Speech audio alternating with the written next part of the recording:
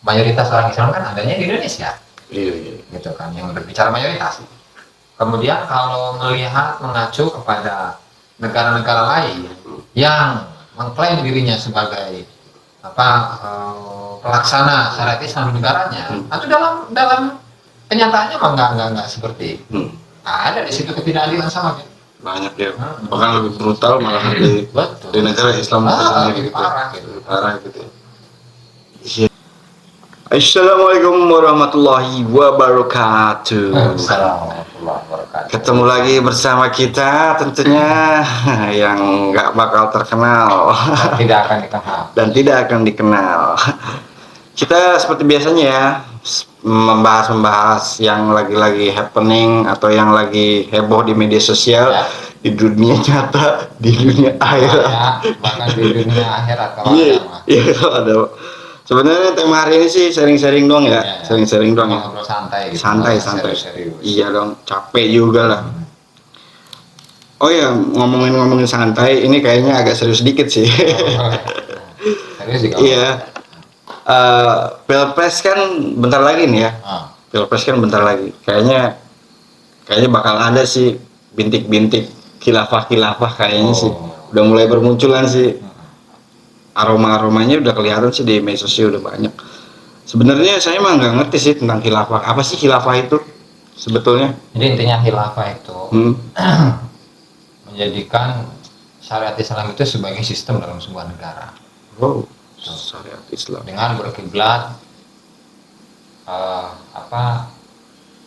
kiblatnya itu ya sebenarnya kalau melihat di zaman Rasul itu juga nggak ini ya nggak menjadikan syariat Islam itu sebagai sebuah dasar negara, landasan negara, enggak. Itu kembali kepada kemaslahatan yang kembali kepada kemaslahatan untuk seluruh umat Islam. Kalau saat itu tuh untuk rakyat lah secara umum ya. Iya. Nah kemudian ini memang dipahami oleh sebagian kelompok bahwa khilafah itu harus dijalankan, artinya ditegakkan gitu. Negara Indonesia itu harus berlandaskan atas khilafah. Wow. Syariat Islam gitu. Artinya syariat Islam itu harus ditegakkan dan menjadi dasar dari negara. Kan kalau negara kita itu kan dasarnya itu Pancasila, Undang-Undang Dasar 45, kemudian Bhinneka Tunggal Ika. Ya itu justru yang RI gitu ya. Keberagamannya yang indah sih itu sih kayaknya. Lagian kayaknya mendekati mencakupi ada di Al-Quran juga sih kayaknya Pancasila sih kalau menurut saya sih. Ya, nilai-nilainya gitu ya. Nilai-nilainya itu memang ada. Iya dari Al-Quran, dari ketuhanan Maha Esa kan dari gitu kan. Banyak. Nah cuman biasanya gini, kalau orang yang memiliki paham khilafah gitu ya, itu entah itu dari ormas atau apalah yang saat ini dikencar-kencarin gitu ya. Ya meskipun HTI-nya udah bubar gitu, tapi kan udah bubar. Dan orang-orangnya itu kan nggak ideologinya nggak akan hilang. Dan itu ya namanya ini ya satu wadah, ketika wadah itu udah dibubarkan, maka mereka akan mencari wadah-wadah yang lain gitu yang dinilai oleh mereka itu cocok atau sesuai gitu kan. Ya, jadi yang biasa mereka pahami, yang biasa mereka lontarkan, itu ada ayat, barang siapa yang tidak menggunakan hukum Allah, maka mereka adalah orang-orang yang kafir, maka mereka adalah orang-orang yang dolim, adalah orang-orang yang fasik. Itu mengacu pada sebuah ayat ya. Nah cuma kalau kita itu mendalami dalam pemahaman ayat itu, ternyata nggak bukan pemahaman literal yang dimaksud dalam ayat tersebut. Misalnya Ibnu Abbas nih, salah seorang sahabat. Kata Ibnu Abbas itu hanya berlaku bagi orang-orang Yahudi. Kenapa? Ya karena kalau orang Yahudi saat itu mereka tidak menggunakan hukum Allah. Kenapa? Udah tahu mereka sudah dikasih tahu oleh Allah Ta'ala bahkan bahwa di akhir zaman ini akan ada seorang Nabi Muhammad. Mereka nggak mempercayai, gitu kan. Kemudian mereka merubah-rubah ayat-ayat ya, untuk atau demi kemaslahatan perut, gitu. Nah, sehingga mereka lah yang pantas untuk disebut sebagai orang-orang yang kafir, orang-orang yang fasik, orang-orang yang dolim. Nah, itu pendapat pertama misalnya. Kalau pendapat yang kedua, oke, bisa berlaku itu bagi orang Yahudi dan juga bisa berlaku bagi orang Muslim. Nah, tetapi itu pun dimaknai sebagai apa? Sebagai sebuah kesalahan, sebagai sebuah dosa. Misalkan kayak gini. Ini kan berbicara tentang hukum Allah. Hukum Allah itu kan ada yang cakupannya itu individu. Misalnya apa? Kita lah sebagai seorang Muslim ya. Kita nggak melakukan sholat berarti kita tidak melakukan atau melaksanakan hukum Allah. Lo nggak berbuat baik ke gue, ya kan? Padahal kita nggak ada apa-apa, nggak musuhan, nggak apa. Itu berarti tidak melaksanakan hukum Allah. Lo masuk, ya kan? Masuk kepada orang-orang yang zalim misalkan ya, atau orang yang fasik, atau orang yang kufur. Jadi kufur itu dosa gitulah, kufur nikmat. Dia tidak percaya dengan kenikmatan. Nah, sehingga hal ini itu tidak bisa menjadi sebuah landasan untuk menjadikan negara itu harus berlandaskan atas syariat Islam. Bukan berarti kita anti dengan syariat Islam, enggak. Emangnya di negara selain Indonesia emang ada gitu khilafah itu, negara khilafah? Nggak ada. Mau di negara mana? Arab Saudi yang katanya dasarnya itu adalah Islam. Tapi banyak kok pencuri diskotik yang banyak kok. Banyak pencuri, kemudian dalam pemberlakuan hukumnya itu tentang pilih segala macam. Jadi nggak ada sebenarnya, nggak ada. Itu. Coba kalau kita browsing aja lah. Kita browsing di Google, mana sih satu negara yang dasar negaranya itu adalah syariat Islam. Real pelaksananya 100%, nggak ada bro. Berbicara Mesir Republik, itu kan. Malaysia apa itu kerajaan kan. Kemudian Maroko sama kerajaan. Iran sampai ke Iran, Iran Republik Iran kan. Pokoknya yang the best lah sebenarnya udah menurut saya pribadi sih perfect lah itu Pancasila sih, NKRI bener Bhinneka Tunggal Ika, perbedaan-bedaannya itu loh, beragam dari suku, agama gitu kan, ada bisa menyatukan semuanya. Kayak kita aja berbeda banget kan. Saya basic di jalanan kan pesantren. Sekarang lo itu pakai celana, gue pakai sarung. Iya, inilah perbedaan. Indahnya perbedaan. Betul. Terus di sisi lain lagi nih Gus ya. Muslim terbanyak di dunia itu di mana sih? Di Indonesia kan. Tapi di Indonesia dengan adanya mayoritas orang Islam yang kemudian dasar dari negara Indonesia itu adalah NKRI, Pancasila, UUD 45, Bhinneka Tunggal Ika, gitu kan. Ya sebenarnya dengan dasar negara itu, kita kan aman-aman aja, nyantai-nyantai aja gitu. Sangat saling menjaga lah. Tuh yang katanya mana itu negara Pakistan. Apa tuh? Afghanistan yang katanya mau melaksanakan syariat Islam, mana buktinya sampai sekarang nggak damai-damai gitu kan. Sehingga itu sebenarnya ya politik yang dibungkus dengan agama. Identitas. Identitas. Saya mah kayaknya ngeri perang-perang itu di timur aja kan perang-perang ya.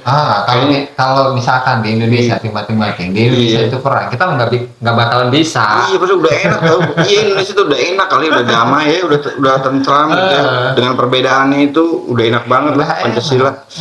Mau ngapain lagi coba?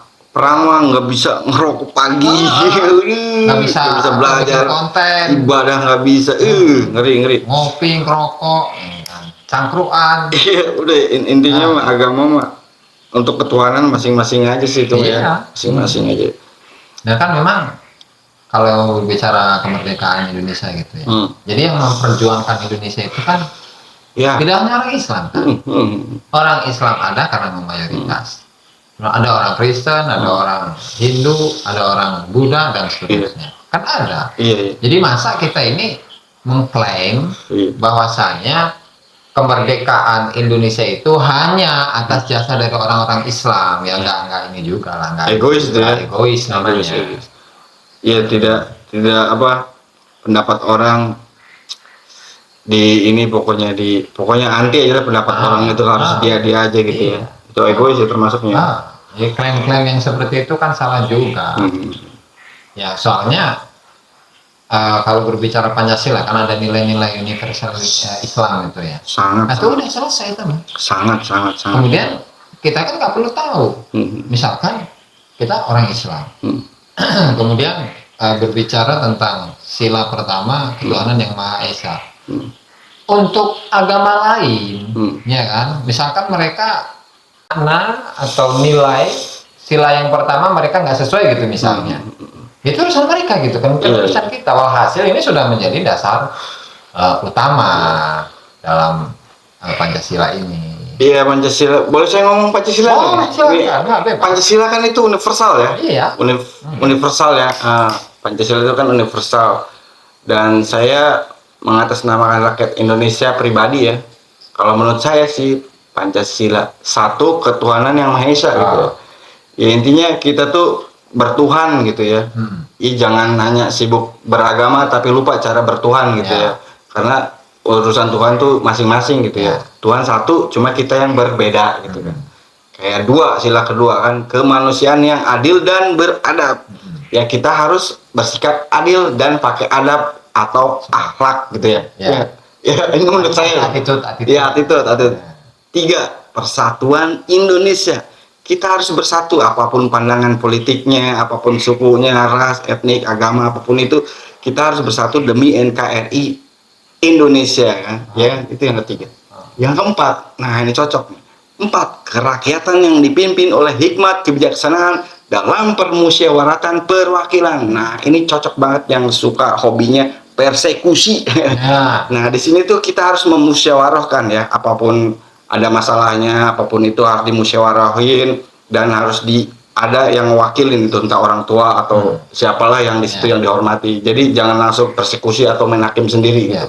Intinya gitu. Itu udah keren banget ya. Yang kelima, keadilan sosial bagi seluruh rakyat Indonesia. Kita harus bersikap adil apapun agamanya, suku dan status sosial, dan nggak merasa paling benar dan paling hebat intinya gitu ya, bawa ngasah buat apa lah, intinya kita harus bersikap adil. Itu sih pandangan saya pribadi ya, karena Pancasila itu universal. Kayaknya dari omongan saya juga kayaknya ada kekurangan-kurangnya itu ada kan. Islam ada ya. Jadi nilai-nilai universal dari Pancasila itu sendiri banyak dalam Al-Quran. Misalkan permusyawaratan perwakilan. Dalam permusyawaratan perwakilan. Wasyawirhum fil amr misalkan. Dan musyawarahlah engkau dengan mereka dalam menyelesaikan sebuah perkara. Iya, tabayun gitu kan, gitu kan, segala macam. Jadi ya itu sudah final gitu. Ngapain harus diotak-atik lagi? Iya, kayak sila kedua ya kan, kemanusiaan yang adil dan beradab kan, itu juga udah cocok banget gitu ya. Ya kita harus memanusiakan manusia gitu. Karena saya sendiri tertarik Islam itu karena agama itu mengajarkan kemanusiaan sih ya. Ketika kemanusiaan ada yang salah, mungkin itu bukan salah agamanya, salah perorangannya itu. Hatinya mungkin ya. Kok saya yang ngajarin enggak ya? Ini sharing ya. Biasa. Ya jadi intinya nggak cocok banget ya di Indonesia itu ya. Udah NKRI harga mati lah intinya. Jadi kan kalau tadi yang sila keempat itu ya, kerakyatan yang dipimpin oleh hikmat kebijaksanaan dalam permusyawaratan perwakilan. Itu kan bisa menjadi dalil dilarangnya persekusi gitu. Ya kalau saya persekusi itu kan tindakan yang tidak mengenakan, baik itu dari individu atau kelompok kepada individu atau kelompok untuk menerima dari keinginan tindakan tersebut dari orang yang bertindak tadi. Itu kan pemaksaan gitu, dan pemaksaan dalam agama itu kan nggak boleh. Ya misalnya kayak gini dulu ya, di zaman sahabat, di zaman tabi'in, di zaman ulama-ulama terdahulu aja. Kemaksiatan itu ada nggak sih? Di zaman Rasul aja gampang lah. Di zaman Rasul, kemaksiatan itu ada nggak sih? Ada sih kayaknya. Kemudian kemaksiatan yang sekarang itu selalu disuarakan. Artinya begini, kan ada diskotik. Kalau bahasa ininya mah warung atau rumah remang-remang. Warung remang-remang. Nah, warung remang-remang ya. Ya artinya apa bahasa sekarang itu? Iya. Rumah apa? Rumah bordir. Iya. Zaman dulu itu mah. Iya. PSK aja lah ya. PSK di zaman Rasul ada nggak? Ada. Lalu kenapa? Ya, kalau kita itu menelusuri hadis-hadis, kok hanya sedikit informasi mengenai itu? Ya artinya dengan adanya Rasul ini, ya apakah kemaksiatan itu nggak ada? Apakah maling, pencuri itu nggak ada? Ya tetap ada. Hanya saja apa? Hanya saja Rasulullah itu hanya menghukumi atau hanya berikan hukuman kepada orang-orang yang sudah terbukti bahwa seorang maling itu benar-benar mencuri, gitu, sehingga dipotonglah tangannya, gitu ya. Atau orang yang PSK dari sahabat itu Al-Ghamidiyah kalau nggak salah, dia ini seorang PSK ini Gus, seorang sahabat, tapi dia memiliki latar belakang PSK. Ketika datang ke Rasulullah mengaku, ya Rasulullah saya ini telah berzina, telah begini, dan saya sekarang mengandung. Gitu. Kata Rasulullah apa? Ah enggak, paling kamu itu cuma-cuma. Enggak ya Rasulullah, saya benar ini. Enggak. Udah kamu pulang dulu.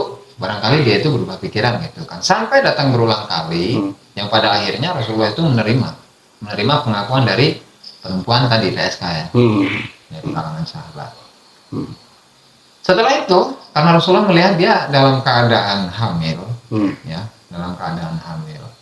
Udah, nanti kesini lagi kalau kamu sudah melahirkan, pulanglah dia. Itu, pulang, terus sampai berapa bulan melahirkan, datanglah ke Rasulullah bawa anaknya, masih bayi gitu, namanya juga harus ngelahirin ya. Oh, nanti kalau anakmu itu udah disakti, lewatlah ke situ terus 2 tahun, dan seterusnya. Nah setelah 2 tahun anaknya itu udah disakti oleh ibunya tadi ya, seorang PSK. Oleh Rasulullah itu ditanya lagi Gus, artinya untuk menguji, kamu benar nggak sih dalam pengakuan ini? Jangan-jangan ada apa-apa atau karena terpaksa atau bagaimana gitu, barangkali dianya berubah pikiran dan seterusnya gitu. Terus akhirnya disuruh pulang. Terus ditentuin harinya nanti kamu kesini lagi. Nah setelah itu barulah dirancang.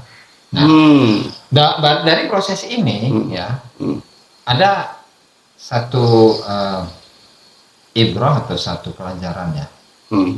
Jadi Rasulullah sekalipun ketika mengaplikasikan hukum rajam yang merupakan salah satu dari hukum Islam, itu tidak langsung ketika menemukan seorang yang misalkan PSK gitu ya, langsung dirajam, enggak.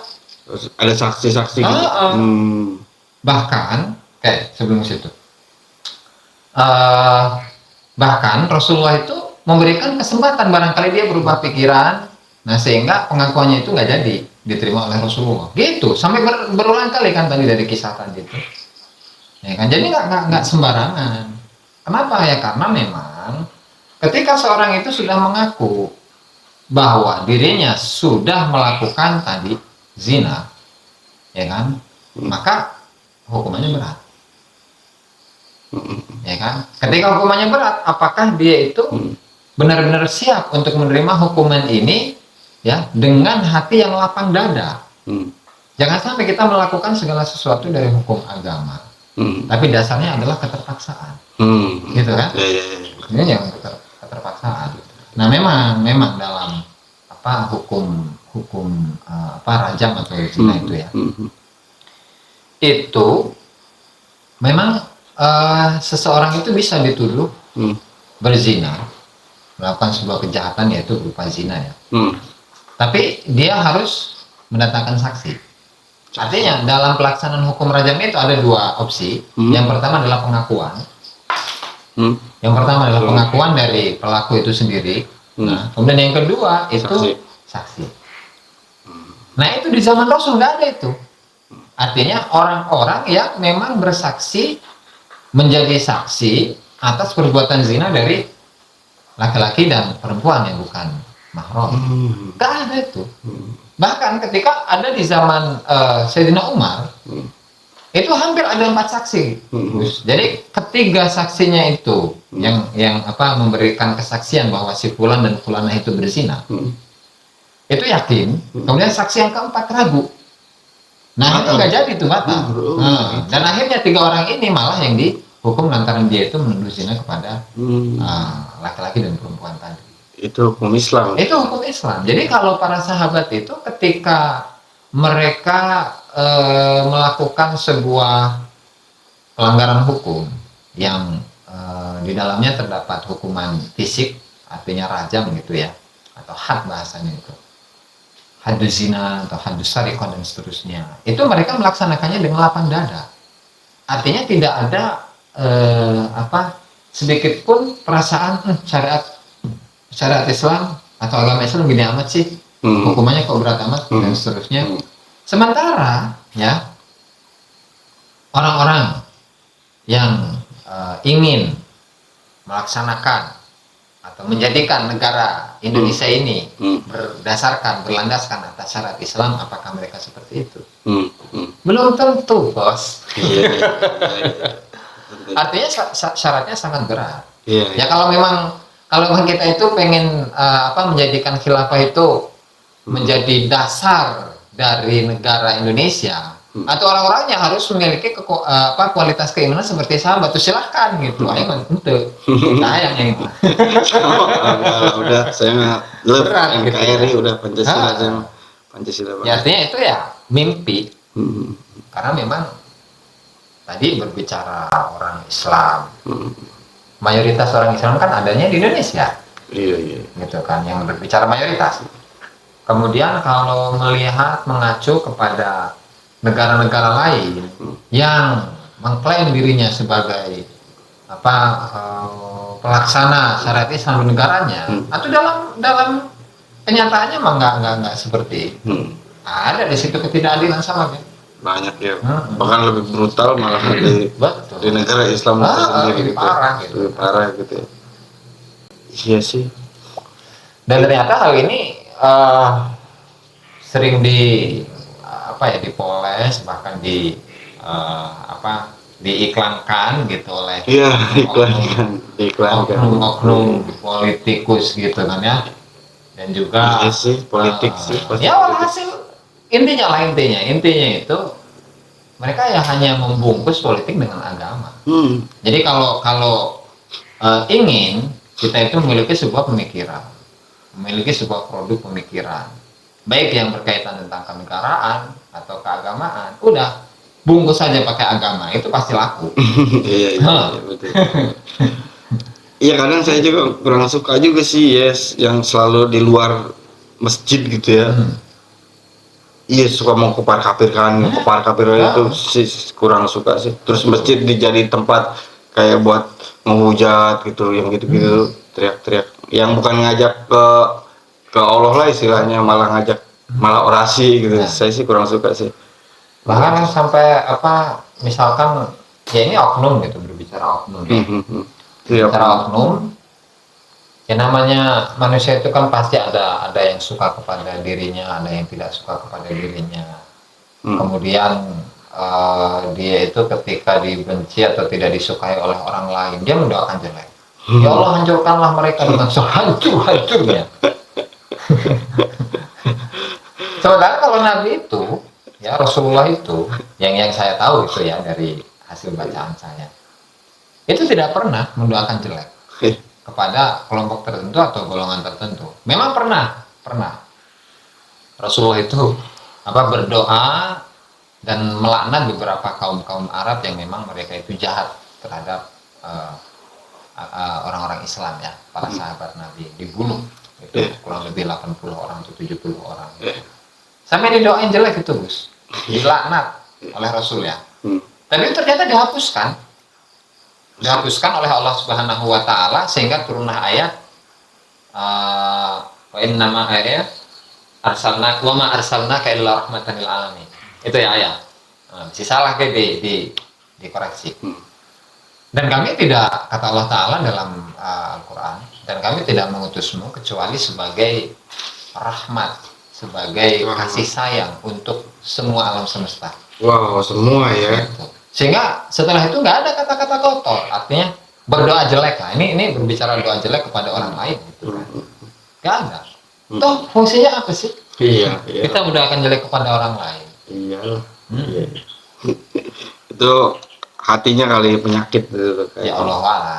Kita kan nggak boleh menjustifikasi gitu kan, Gus. Boleh lah saya mau justifikasi itu. Busuk tuh orang udah amat saya malah mau dicari-cari nih muka saya ini. Saya gosip nggak apa-apa. Saya kadang suka bingung aja tujuannya apa sih, pasti ada tujuannya gitu ya, menegakkan khilafah itu tujuannya apa sih gitu. Apa sih tujuannya? Ya, intinya apa sih itu ya? Gimana sih yang namanya orang yang sudah melanglang buana dalam dunia politik, tujuannya politik ya ujung-ujungnya perut, itu aja intinya. Iya intinya itu aja sih. Dan biasanya memang dibungkus pakai agama itu biasa, memang dari dulu. Laku sih. Laku pasti. Karena memang kalau berbicara dengan orang-orang awam ya seperti kita, segala sesuatu ketika dibungkus agama itu pasti kita akan tertarik dengan hal itu. Atau ketika suatu hal yang tidak mereka sukai dibungkus dengan agama, kita itu takut untuk melakukan hal itu. Iya.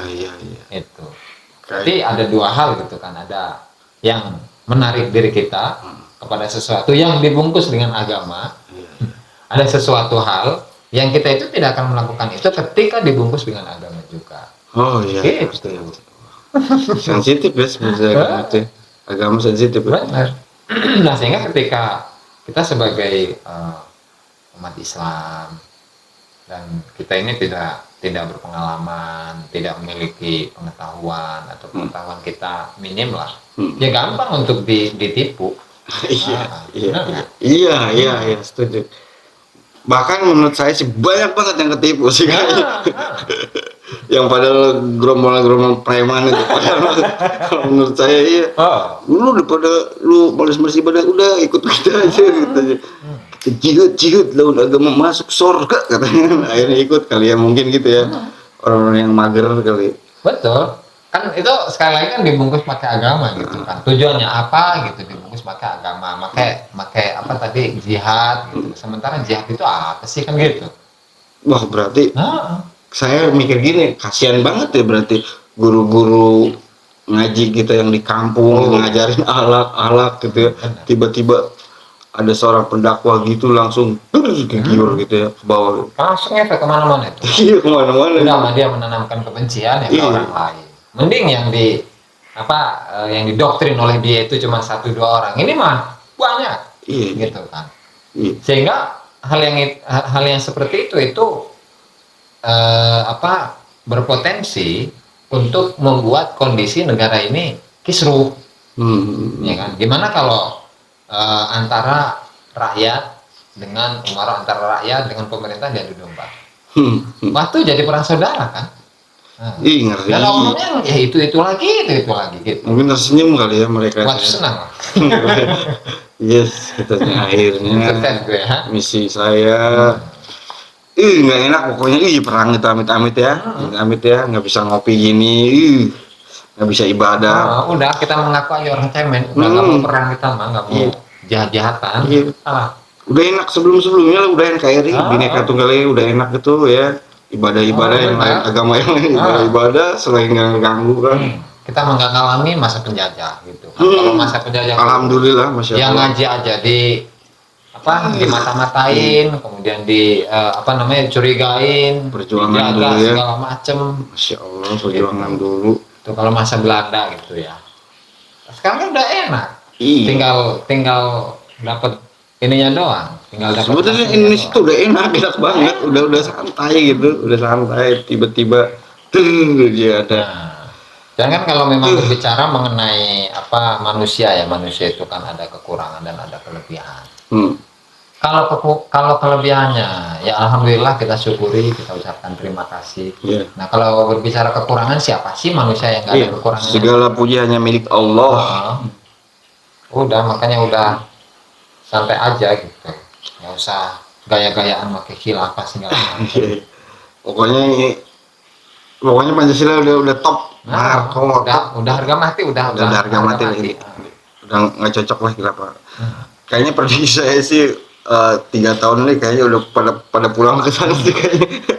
Udah malas sih kayaknya sih udah pulang aneh. Ya gitu deh. Kita kan sebagai orang awam itu kan Iya. hanya bisa mengamati gitu kan, bahwa yang di atas itu seperti ini. Jangan ditanggapin serius loh, ini kan lagi sharing doang, lagi ngopi, ini mah lagi ngopi. Santai ini mah. Lagi ngopi. Udah dibahas belum? Hah? Omongannya. Udah tadi ya. Jadi kalau ada yang bilang tuh Gus ya, kita harus mendirikan khilafah Islam di Indonesia gitu. Kenapa? Kata dia. Karena ketika kita tidak mendirikan khilafah, maka kita termasuk orang-orang yang kafir, orang-orang yang fasik, orang-orang yang dolim. Itu jawab aja. Udah sih, masalah kafir, masalah dolim, masalah apalagi satunya itu fasik. Itu masing-masing aja, dan hukum Allah Ta'ala itu tidak hanya berlaku bagi sebuah negara, tapi itu pun berlaku kepada masing-masing individu kita. Udah, mending kita itu berbenah diri aja sih. Jangan sok-sokan bawa khilafah gitu kan. Iya, kobar kafir itu bahkan mereka ngomong kafir itu berapa kali ya, kafir. Saya mah paling ya di masjid itu juga ayat-ayat ayat sholat aja, kafirun yang gitu. Iya, gitu doang paling saya ngomong kafirun. Namanya juga orang awam kita. Iya, orang awam gitu. Nggak di luar masjid kopar kafir gitu, enggak. Saya di masjid doang gitu. Makanya gitu lah. Intinya begitu ya. NKRI harga mati ya. Khilafah no. Cecek deh khilafah. Cek aja. Oke. Cukup sekian kali ya sampai sini ya. Udah. Semoga bermanfaat. Ya. Sekali lagi kita nggak butuh like juga, nggak butuh subscribe. Kita Rizky mah, kalau salah yang ngasih. Udah boleh sedikit. Nah, kita salah. Karena kalau kita takbir itu ya, takbir kita mengatakan Allahu Akbar. Tapi yang kita gedein itu hawa nafsu, buat apa takbir? Iya benar. Mending takbir sendiri Allahu Akbar habis sholat tuh. Nah, mending kayak gitu. Iya, yang penting gini tapi hati Allah ya. Ya, semoga obrolan kita bermanfaat ya. Assalamualaikum warahmatullahi wabarakatuh. Waalaikumsalam. Iya.